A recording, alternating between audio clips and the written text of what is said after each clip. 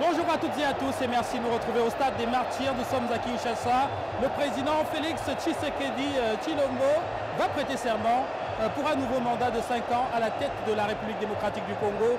Comme vous pouvez le voir, c'est une foule en liesse dans un stade des Martyrs plein à craquer qui en ce moment s'apprête à recevoir le chef d'État. On a vu sur des images qui venaient de sortir du palais présidentiel et que son cortège a maintenant pris la route du stade des Martyrs. Voilà pourquoi il y a cette liesse populaire. Sur ce plateau de la télévision panafricaine, Guillaume Modivola, vous êtes de la cellule de communication de la présidence de la République démocratique du Congo. Vous êtes également un intellectuel, un auteur ici à Kinshasa et on va commenter cet événement avec vous. Merci de nous retrouver. Merci beaucoup Guy, qu'on se retrouve dans cette arène du stade de Martyrs de la Pentecôte pour être témoin d'un événement majeur. C'est un événement majeur, il s'agit de l'investiture du président de la République. Rappelez que cela va se faire tout à l'heure lors d'une audience solennelle de la Cour constitutionnelle. Mais c'est une audience, en réalité on est beaucoup plus dans la forme parce que cette Cour constitutionnelle a déjà rendu un arrêt qui a proclamé Félix Tshisekedi Tshilombo président de la République démocratique du Congo pour un nouveau mandat. Oui, la Cour constitutionnelle vient en audience foraine, solennelle et spéciale pour que la Cour prenne acte de la prestation de serment du nouveau président élu.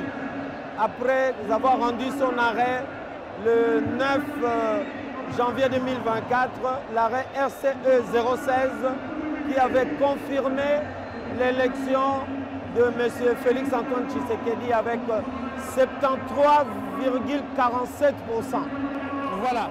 Et donc tout à l'heure, audience solennelle, c'est pour la forme. Et maintenant, s'il faut revenir à l'élection en elle-même, est-ce que vous partagez avec moi l'idée selon laquelle le président Félix Antoine Tshisekedi Tshilombo est l'un des chefs d'État les mieux élus au monde au terme de ce processus électoral? Rappelez que c'est un processus qui aura été le plus inclusif où tous les candidats qui ont postulé ont été retenus et où le taux de participation dépasse les 42%. On a optimisé pour que chaque Congolais qui voulait voter puisse voter. Ce n'est pas souvent le cas dans les pays, dans de nombreux pays du monde entier. Vous, qu'en pensez-vous? Effectivement, c'est le président le mieux élu démocratiquement. Il a été démocratiquement élu avec un suffrage dépassant les 3/4 de votants, dépassant les 3/4 des 17 millions de Congolais qui sont allés voter. Il a eu 13 058 000 voix, c'est-à-dire que c'est la majorité écrasante. S'il était à l'université, il aurait fait une grande distinction quant à ce. Et nous connaissons les taux de participation qui étaient de 43%. C'est un taux très élevé par rapport aux autres pays. Et vraiment, ça se confirme encore par cet engouement de plus de 80 000 personnes dans ce stade de Martyrs de la Pentecôte, l'un des plus grands stades d'Afrique. Et un stade aussi qui historiquement parle. Alors, je voudrais maintenant, Guillaume, que vous puissiez aborder avec nous les délégations présentes, un peu plus de 42 délégations étrangères, près d'une quinzaine de chefs d'État qui ont personnellement fait le déplacement ici à Kinshasa, au déplacement du stade des Martyrs. Que pouvez-vous nous dire de façon panoramique? Qui est présent, qui n'est pas là? C'est vraiment un engouement terrible. Kinshasa est devenu quasi la capitale d'Afrique, la capitale internationale, parce que les gens viennent d'Asie, d'Europe et évidemment surtout d'Afrique. Quasi tous les grands pays d'Afrique, tous les pays d'Afrique sont là et près de 42 délégations, dont 25 de haut niveau, c'est-à-dire soit le chef de l'État, soit le vice-président ou le Premier ministre. Vraiment, nous sommes très contents d'accueillir autant de monde, autant de délégations. Ça montre le côté inclusif de ce processus. Et voilà, et peut-être hommage à ce public du stade des Martyrs, près de 80 000 personnes, c'est le plein d'œuvre comme on peut le voir, une ambiance de folie ici, et là on sent l'effervescence quand le chef de l'État va rentrer ici dans cette arène. Oui. Je vous conseille d'être là quand le chef d'État va rentrer. Ce que vous allez voir restera dans les annales de 1 et de 2. il fallait prendre les images dehors. Le stade a refusé du monde et heureusement qu'il y a des écrans dehors pour que les gens se satisfassent un tout petit peu. Vraiment, encore une fois, merci à cette population qui a déjà adhéré au programme du candidat et maintenant au programme du président qui devrait et qui doit cristalliser et matérialiser ses engagements. Et voilà, rappelez que c'est un nouveau mandat pour le président Félix Tshisekedi, un mandat sans crainte par rapport à celui de 2018, parce que déjà les résultats provisoires des élections législatives sont sortis. 430 députés pour l'Union sacrée, en parlant de la coalition qui a porté la candidature du chef de l'État. Cela voudrait dire qu'on n'aura pas de tracas cette fois-ci. Rapidement, il va pouvoir mettre en application son projet politique. Un nouveau gouvernement va intervenir dans les prochains mois, Guillaume. Oui, 430 candidats, 430 députés dans le parti Mosaïque qui forme l'Union sacrée de la nation. Cette plateforme qui soutient Félix Antoine Tshisekedi Tshilombo sur les 477 proclamés. Parce qu'on n'a pas su organiser les élections dans les territoires sous menace de terroristes du M23 qui sont là par la faute, par la cause du mauvais voisin rwandais. Mais qu'à cela ne tienne, dans les prochains jours, nous saurons, n'est-ce pas, le nom du formateur du gouvernement pour que le président Tshisekedi matérialise ces 6 engagements ô combien propagés pendant la campagne de 30 jours où il a fait 56 meetings pendant 27 jours dans les 26 provinces. Voilà. Je voudrais que vous puissiez maintenant nous dire, parce que rappelez aux téléspectateurs de la télévision panafricaine que nous sommes dans un régime parlementaire et c'est le parti qui a la majorité, ou alors la plateforme politique qui a la majorité au sein de l'Assemblée nationale, qui notamment nomme le Premier ministre, choisit le Premier ministre, désigne autant pour moi le Premier ministre. Et on se pose la question de savoir, est-ce que ce Premier ministre dans la coalition Union Sacrée, est-ce qu'il sera de l'UDPS ou pas? On sait que l'UDPS également a eu beaucoup de voix. De votre point de vue, il pourrait sortir d'où en fonction des tendances actuelles? Il sera de l'Union sacrée de la nation. Tous les partis de l'Union sacrée de la nation sont proches du président. Et vous avez vu, le président, même s'il est issu de l'UDPS, il a postulé comme candidat indépendant.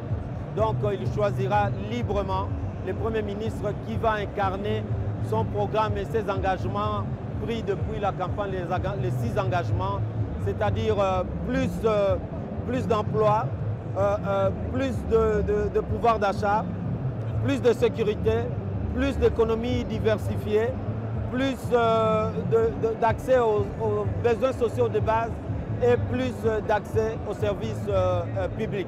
Voilà. Et maintenant, il n'aura pas de contraintes majeures quant à l'application de ce programme au sein de l'Assemblée nationale parce que l'hémicycle est acquis à la cause du chef de l'État. Alors, est-ce que cela voudrait dire que dans 5 ans, quand on se retrouvera, le président Tshisekedi aura définitivement fait en sorte que le Congo entame cette marche irréversible vers son émergence qu'il a tant prônée pendant cette période de campagne?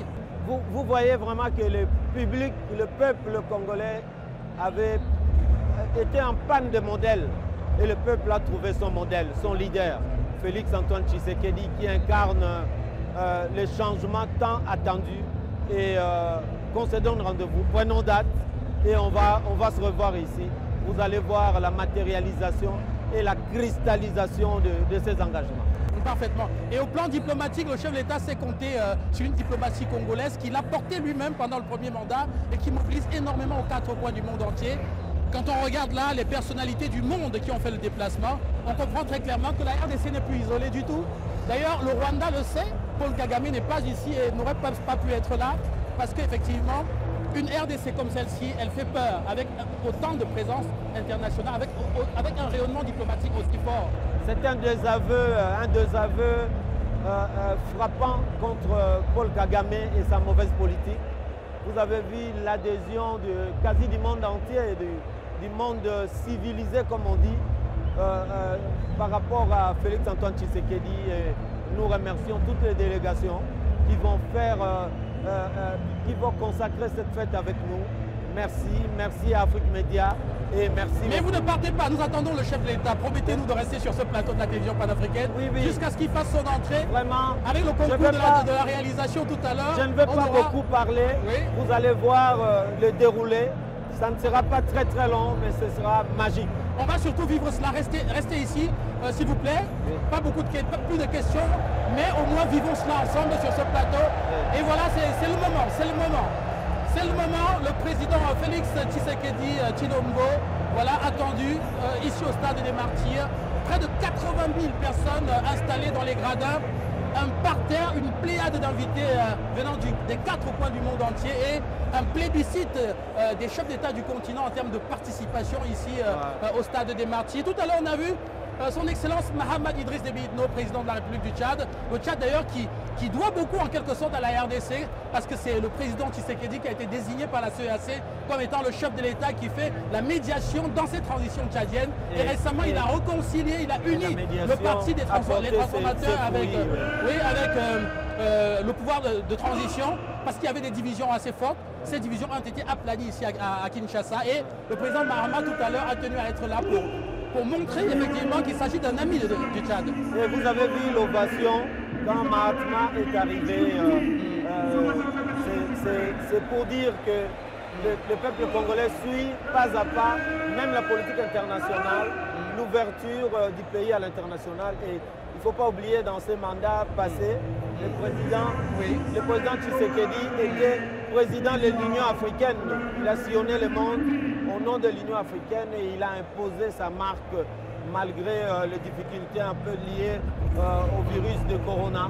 Mais les fruits sont là, la diplomatie agissante et voilà, le monde s'est ouvert à Félix Tshisekedi et à son pays, la République démocratique du Congo. Alors je quitte le Tchad, je prends le président du Nigeria, le président Tinubu.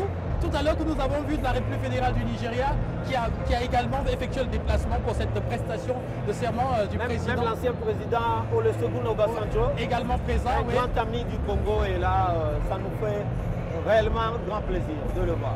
Parfaitement. Et les États-Unis avaient annoncé une forte délégation. La délégation qui est là, ici, qui est arrivée effectivement, et qui est donc parmi les invités d'honneur qu'on a juste derrière nous.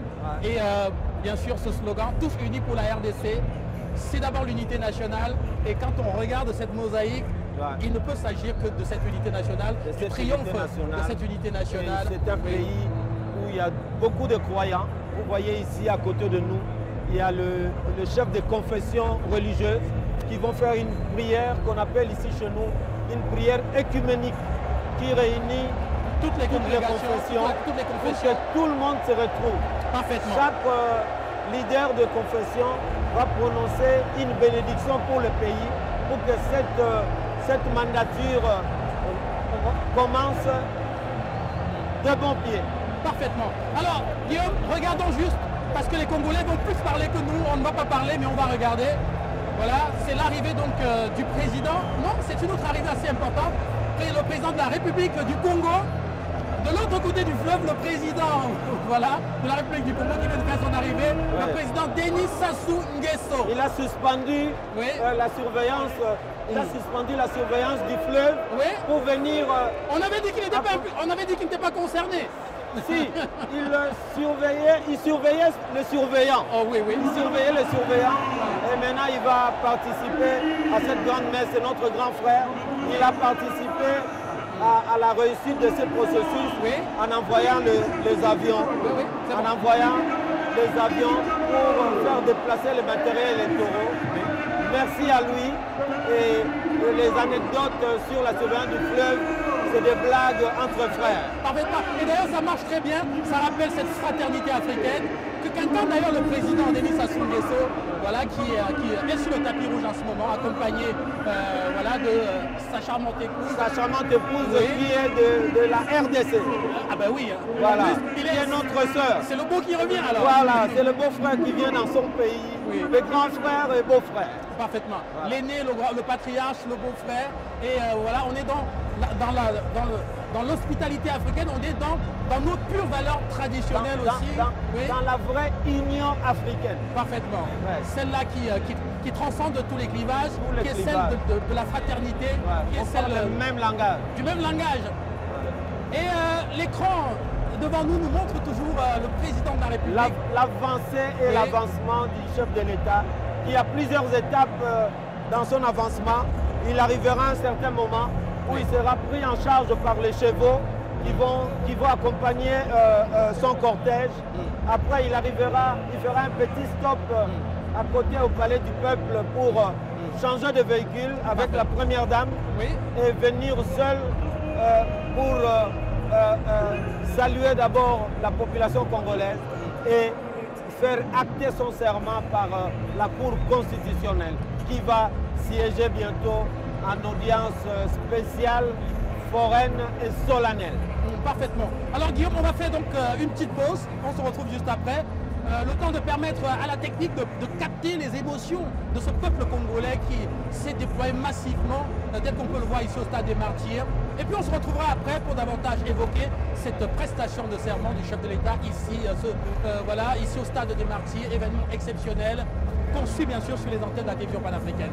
Merci Guillaume. Merci, à tantôt. À tantôt.